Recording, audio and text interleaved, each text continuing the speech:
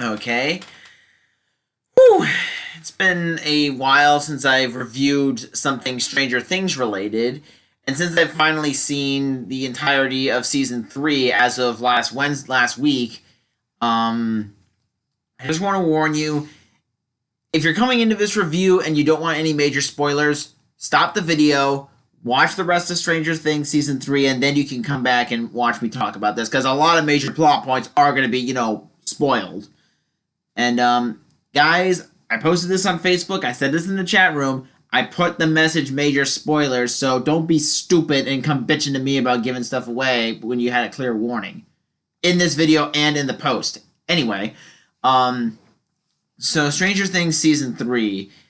It's the continued adventures of Mike and his friends, Hopper, and whatever adult characters he tends to hang out with, aside from Joyce and whoever ends up being the backup characters this season.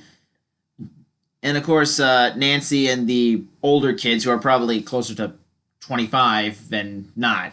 The characters. Anyway, I mean, whatever.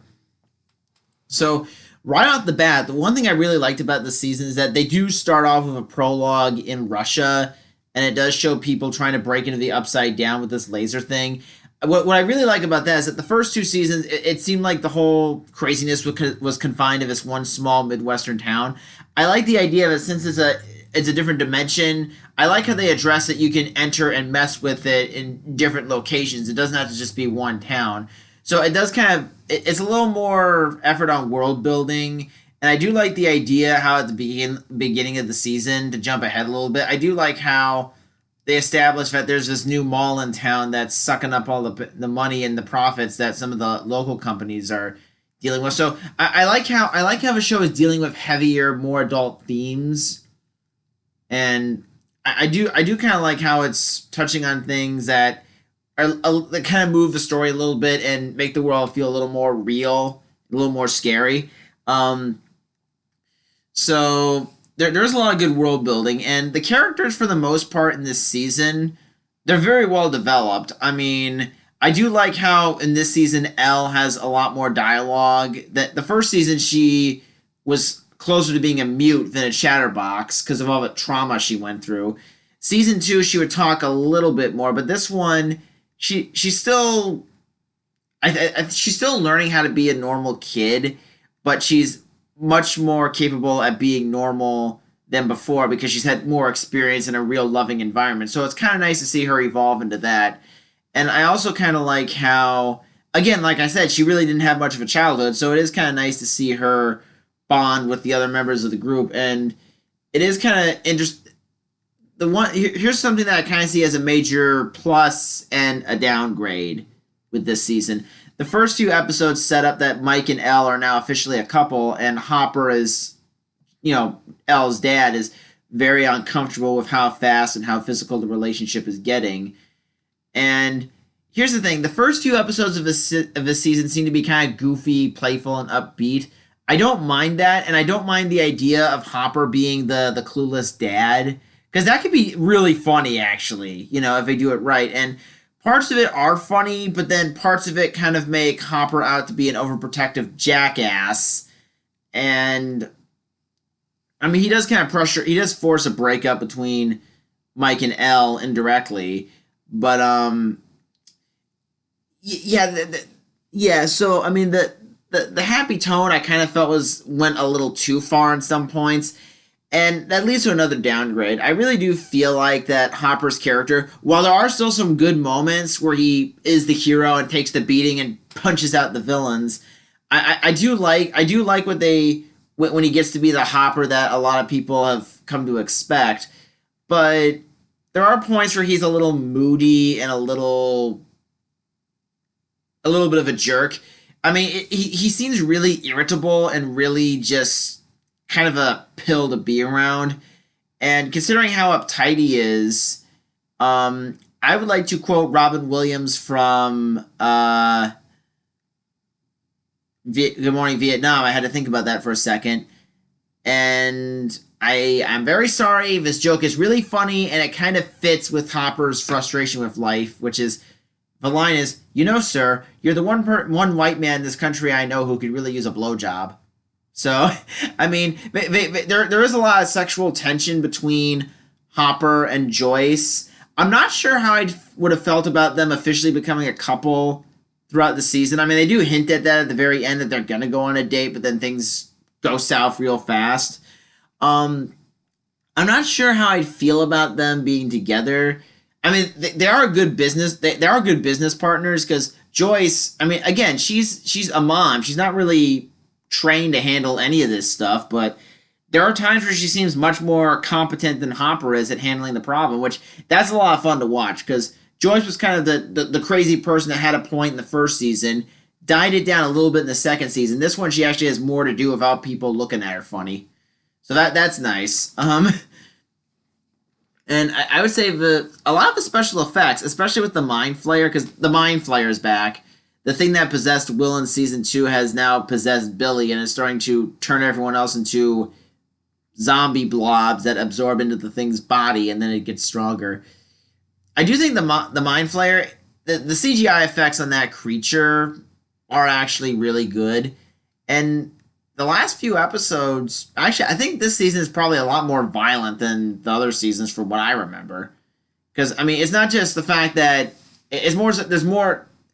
There were violent scenes in all of the seasons, but this one seemed to be more consistent with it, and it does get pretty bloody near the end, especially when one of the main characters dies. Well, I mean, Billy isn't really that much of a main character, but it does kind of settle into a very beautiful redemption arc. He kind of went from a bad boy in the first season to he was still kind of the macho tough guy, but when he gets possessed, there is kind of okay. The writing and the performance, the script doesn't give Dacker Montgomery as much to work with the whole fighting the possession thing.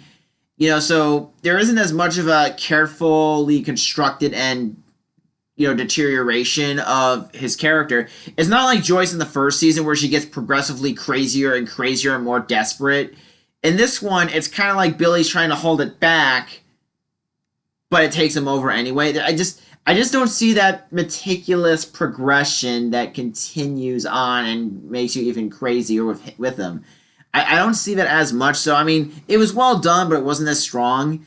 And when we find out that the Mind Flayer wants to kill L so it can take over the world, essentially, Billy sacrifices himself at this last second so he can get killed by the Mind Flayer.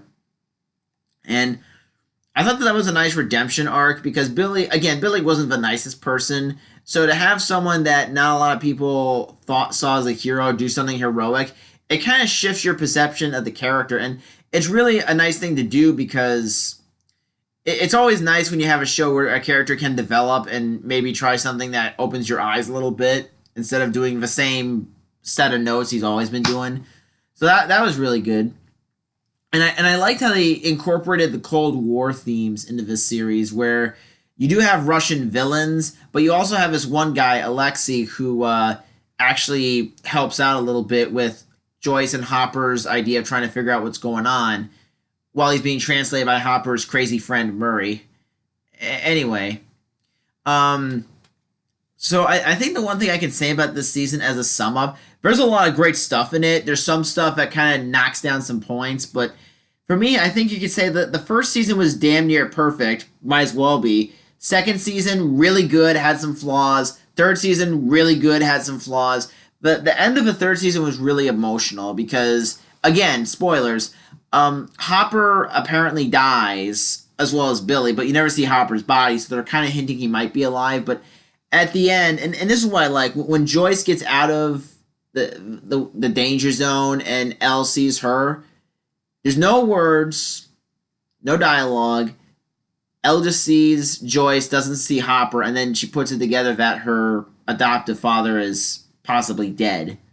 And it does lead to a very emotional ending where Elle reads the letter, and yeah, that was I I knew that Hopper was going to die because I accidentally came across a spoiler article. But when Elle was reading the letter and started tearing up, that was kind of the point where I got misty eyed as well. I don't know. It was just actually I can yeah. it just felt really. It was beautiful, but it was hard to watch. Um, but the one theme that I really liked about the show in this season is growing up and going on to more challenges and stuff. And you see that Mike and his friends are more than willing to do that. Will, like some people at that age, don't want to grow up. They don't want to make things different and complicated. So it makes it really relatable. So I'm very interested to see where they go from with this growing up angle. It'll be very interesting to see what happens, but that's kind of an interesting theme that they can build on the next season. I'm not sure when season 4 is going to come out. I don't think anybody does, but I think the Duffer Brothers are really doing great. So yeah, I'm excited for the fourth season. Third season, 4.5 out of 5 stars, but they're still doing great work. And I think it's safe to say we can expect more great things out of them in the future. So this review is all over the place, but then again, my thoughts on the season are kind of all over the place. So hopefully my review of the Joker next week won't be as ADHD much. So I'll do my cover of Phil Collins on